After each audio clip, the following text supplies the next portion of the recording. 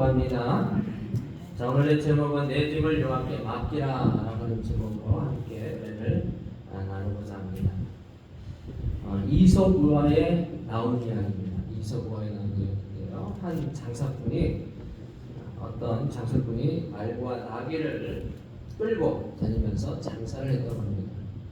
지금이야 뭐 자동차도 있고 트럭도 있고 농사도 있으니까 차에다 싣고 다니겠지만 옛날에는 자동차가 없었으니까 자동차 대용으로 말과 나귀를 사용을 했죠.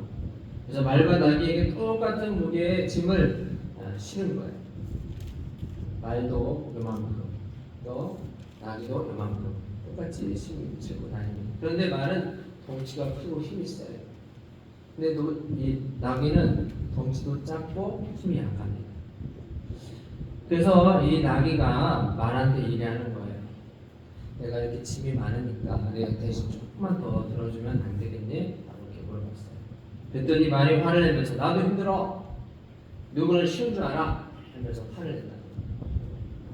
이 장사하면서 이제 이 주인이 이 말과 나귀를 끌고 다니는데 나귀가 너무 힘드니까 그만 쓰러져서 죽게 되었습니다. 자, 이제 어떻게 할까요? 나귀에게 짊어진 그 짐을 누가 옮기게 돼요?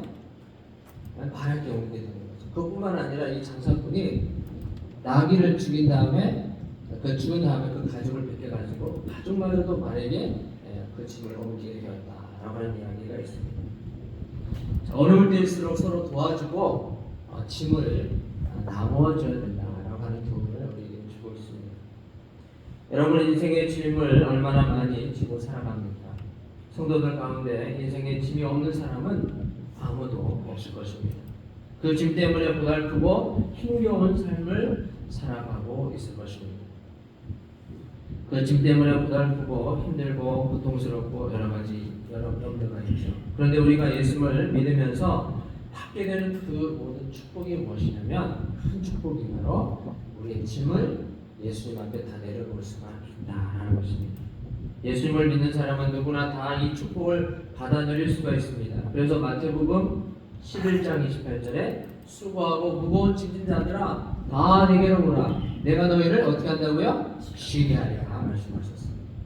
또한 잠언 16장 3절에 너희 행사를 여호와께 맡기라. 왜냐하면 내가 경영하는 것이 이루어지게 될 것이다 라고 말씀을 하셨습니다. 그런데 우리 성도들은 이 성경 구절을 아주 잘 알고 있으면서도 이 성경 구절을 아주 좋아하면서도 주님께 인생을 맡기지 못하는 경우가 있습니다. 주님께 인생을 맡기지 않는 삶을 살아가고 있습니다. 어떤 이가 이렇게 말을 했죠. 삶의 힘든 이유는 짐 때문이 아니라 짐을 맡기지 않기 때문이다 라고 합니다. 많은 사람이 예수를 믿지만 하나님을 전적으로 맡기지 않고 반만 맡기는 경우가 있어요. 반의 반만을 맡기는 경우가 있어요. 아주 조금만 맡기는 경우가 많이 있다라는 것입니다. 왜 신자들이 성도들이 모두 하나님께 인생의 모든 짐을 맡기지 못하는 것일까요? 첫 번째는요, 내가 하나님 앞에 온전히 서 있지 않기 때문입니다. 내가 하나님 앞에 온전히 서 있지 않기 때문입니다. 하나님이 나를 과연 사랑하실까? 하나님에 대한 사랑이 확신이 없는 거예요. 하나님에 대한 사랑의 확신이 없으니 전적으로 모든 것을 맡기지를 못합니다. 그러므로 우리 성도들은 하나님의 마음에 합당한 삶을 살려고 열심히 노력하고 또 하나님을 전적으로 신뢰하는 데 최선을 다하시는 우리 모든 성도들 되시게 되길 주님의 이름으로 축원합니다.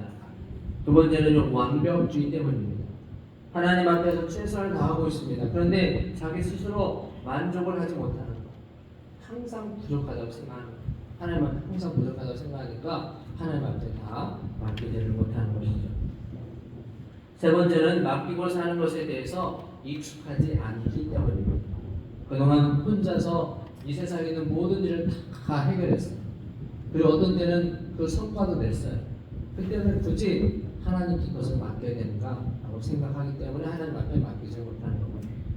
네 번째는요, 모든 것을 이성적으로 계산적으로 하기 때문에 하나님께 맡기지를 못합니다.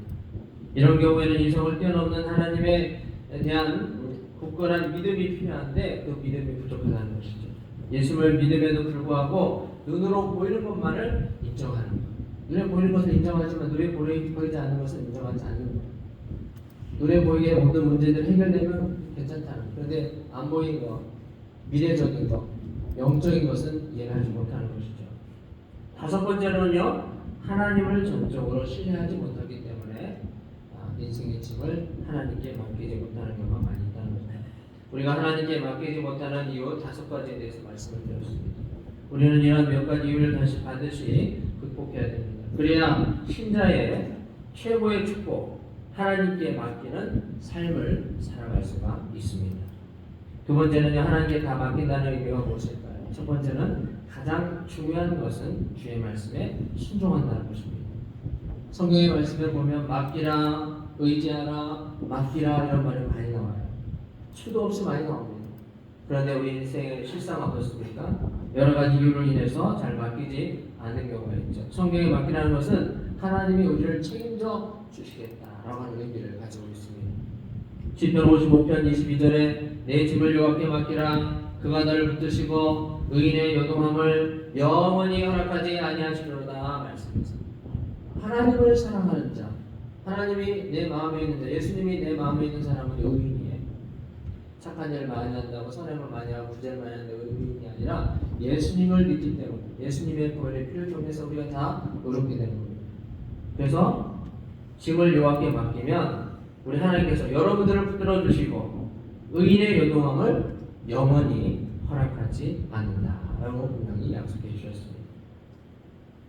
하나님께 맡기면 하나님께서 붙들어 주시고 의인이 망하지 않도록 내버려 두지 않는다는 겁니다. 시편 37편 5절에 내 길을 여호와께 맡기라, 그를 의지하면 그가 이루시고 라고 말씀했습니다. 하나님께서 이루신다. 하나님의 계획대로 간다는 거예요.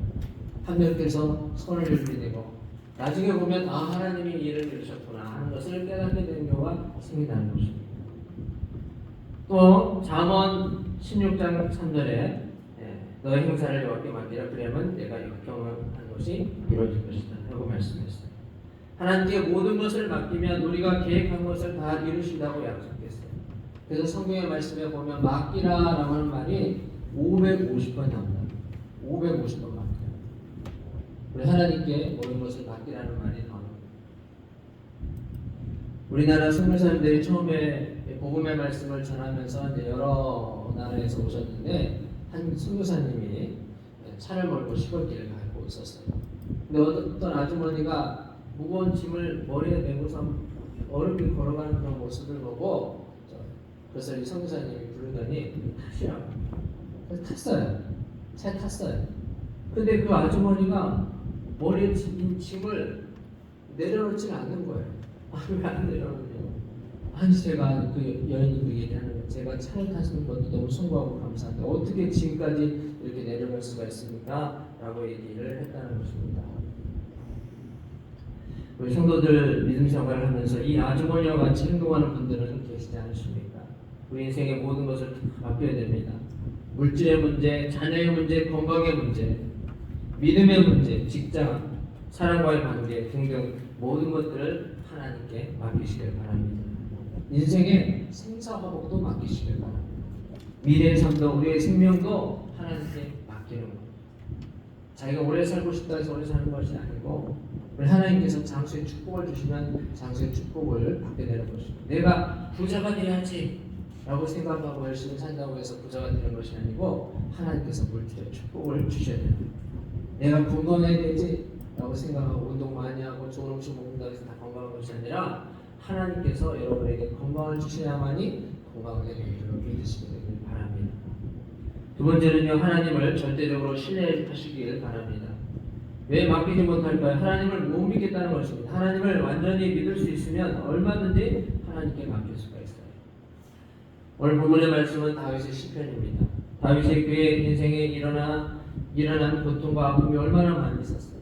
자신의 세 번째 아들인 압살롬이 반란을 일으켰어요. 조금만 기다리고 참으면 아버지가 이제 세상을 떠나면 자신이 왕이 될 것이 너무나도 당연한 것인데 그걸 참지 못하는 거예요.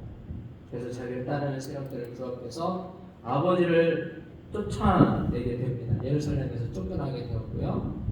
거기에 동조했던 사람이 바로 아히도벨이라는 사람이 있었어요. 이 아히도벨은 다윗 왕에게 있어서 굉장히 중요한 인물이에요. 최측근입니다. 최측근입니다. 그랬던 사람이 다윗을 배신하고 아들인 압살롬과 함께가 되어서 자신을 쫓아내는데 같이 동행을 했다라고 하는 것인데 얼마나 고통스러웠을까요? 그래서 다윗은요 하나님 앞에 철저하게 기도합니다. 간구합니다. 그래서 시편 55편 4절 5절에 보면 내 마음이 내 속에서 심히 아파하며 사망의 위험이 내게 이르렀도다. 두려움과 떨림이 내게 이르고 공포가 나를 덮었도다 라고 했습니다. 압살롬과 반란군들이 다윗의 생명을 빼앗아 가려고 칼과 창을 겨누고 있는 그런 상황, 두려움과 놀람과 공포의 상황이 쌓여 있었죠. 그런데 결국 어떻게 되었습니까?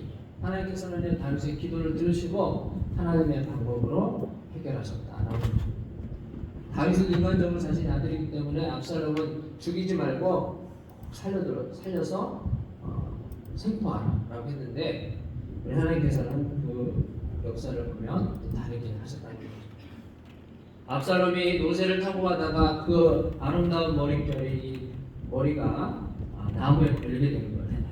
그래서 이 나무에 걸리게 됨으로 인해서 그의 모습이 큰 상수리 나무에 걸려서 대롱대롱 걸려있는 것입니다. 머리 때문에 걸려있는 거예요.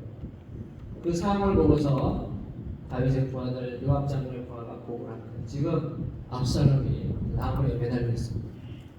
그러니까 이 이야기를 듣고 요압이 그를 살리려고 한 것이 창을 가져가지고 그의 심장을 바로 찔러서 죽이게 된 거죠. 그뿐만 아니라 압살롬을 돕던 아히도벨은 자신의 고향으로 도망치게 되었습니다. 지금 상황이 보니까 다윗 편으로 그 승세가 기울게 되었다라고 하는 일이 들으니까 이제 자신의 고향으로 가서는 자살에 죽어버리게 되었습니다.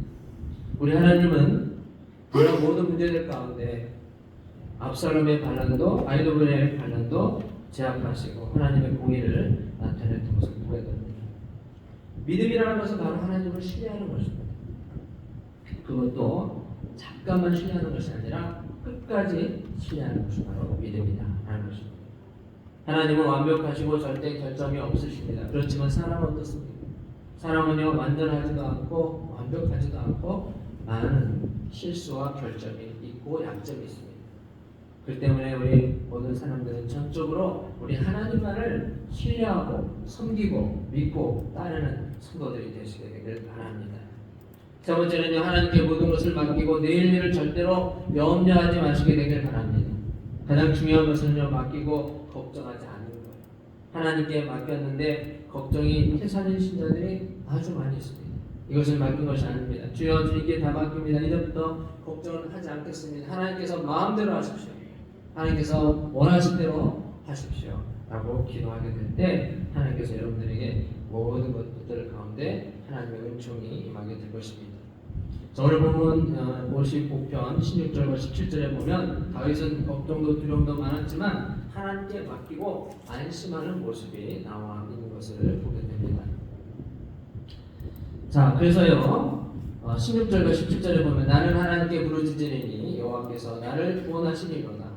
하나님 앞에 부르짖으니 하나님이 나를 보내주실 거라는 거예요. 저녁과 아침과 정오에 내가 근심하여 탄식하리니 여호와께서 내 소리를 들으시리라. 하나님 앞에 탄식하며 기도합니다. 하나님께서 그걸 다 들으신다. 하나님의 방법으로 해결해 주시는 역사가 있게 된다는 것입니다. 처음에는요 갈등도 있고 탄식도 있었지만 이 모든 것을 주님께 다 맡기게 되니까 이제 모든 걱정이 다 사라지고 하나님께서 해결을 해주셨다. 어느 중년의 신사가 남자가 병원에 찾아가게 되었어요. 이 병원의 의사가 마스크를 쓰고서 얘기를 합니다. 이렇게 얘기하는 거예요. 이제 점점 암으로 가고 있습니다. 이제 점점 암으로 가고 있습니다. 이야기를 들었을 때 이 남자가 마음이 어땠을까요? 철렁했겠죠.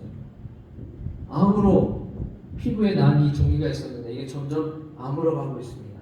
라고 얘기 들으니까 마음이 철렁했대요. 집에 와서요 식사를 하는데 밥이 맛이 있어요 없어요? 맞죠? 근심이 많습니다. 한숨을 쉽니다. 이 모습을 보고서 아내가 왜 그러냐고 하니까 대답을 안 해요. 그래서 너무나도 궁금한 아내가 의사를 찾아가서 왜 남편이 이렇게 절망하고 실망하는지 모르겠다고 얘기하니까 자신이 이렇게 얘기했다는 거예요. 피부에 생긴 종기가 점점 더 암으로 가고 있습니다. 좀 차이를 아시겠어요? 암으로 가고 있습니다. 암으로 가고 있습니다. 차이를 아시겠죠? 남자는 피부에 생긴 종기가 암으로 진행되어서 자신에게 큰 고통을 주겠다라고 이해를 한 거예요. 근데 의사가 얘기한 것은 뭐냐면 이 종기가 점점 나아지고 있습니다. 암으로 가고 있습니다. 라고 했는데 그 이야기를 오해하고서 그렇게 고통하고 어려움을 겪었다라는 것입니다. 우리들도 종종 말 때문에 오해하는 경우가 생깁니다. 무슨 말이든지 부정적인 쪽으로만 생각하는 경우가 많이 있습니다. 쓸데없는 걱정을 하지 마시게 되길 바랍니다. 베드로전서 7장 7절에 너희 염려를 다 여호와께 맡기라 이는 그가 너희를 돌보심이니라 말씀했습니다.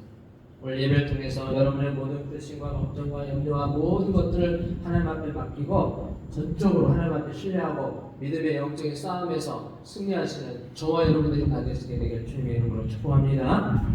오늘 말씀이 그럽니다. 우리는 모든 성도는 하나님의 말씀을 굳건히 믿어야 됩니다.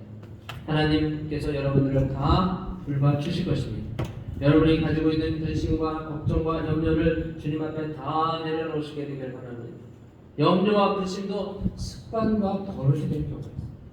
모든 일들은 다 부정적으로 생각하고 실망하고 낭망하고 안 될 거야. 나는 안 돼.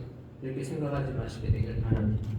믿음으로 담대히 하나님께 맡기고 나가는 습관을 기르시게 되길 바랍니다. 염려는 다 안개와 같아요. 일교차가 심하게 되면 안개가 생기잖아요. 대기와 이 땅과 온도와 대기 온도가 차이가 있으면 공간에가 안개가 많이 쌓이잖아요. 보이잖아요. 근데 이것을요 비커에 담게 되면 이 종이컵에 담게 되면 굉장히 작은 분량이 합니다. 굉장히 작은 분량. 근데 이것 때문에 뭐 차 사고도 나고 또 여러 가지 일들이 많이 있다는 거예요. 예수님을 믿으면서 얻을 수 있는 복 중에 하나가 바로 우리 모든 만사를 하나님께 맡길 수 있는 것입니다. 오늘부터 여러분의 모든 염려를 하나님께 맡기고 기쁨으로 나가시게 되길 바랍니다. 안개가 언제 사라집니까? 태양이 밝게 뜨게 되면 사라지게 됩니다. 빛 대신 우리 하나님께서 여러분들을 지켜주실 줄로 꼭 믿으시게 되길 바랍니다. 해가 뜨게 되면 안개가 사라지는 것처럼 우리 하나님이 계시면 여러분 안에 있는 모든 염려와 걱정도 다 깨끗이 사라지게 되는 역사가 있을 줄로 꼭 믿으시게 되길 주님의 이름으로 축원합니다. 그래서 하나님께 모든 염려와 걱정을 다 맡김으로 인해서 믿음을 승리하고 한 주가 한 달이 1년이 평생이 행복한 삶을 살아가시게 되길 주님의 이름으로 축복합니다. 찬송하면서 함께 기도하는 시간을 갖도록 하겠습니다. 369장 제팀 맡은 우리 분들이 찬송을 하시겠습니다.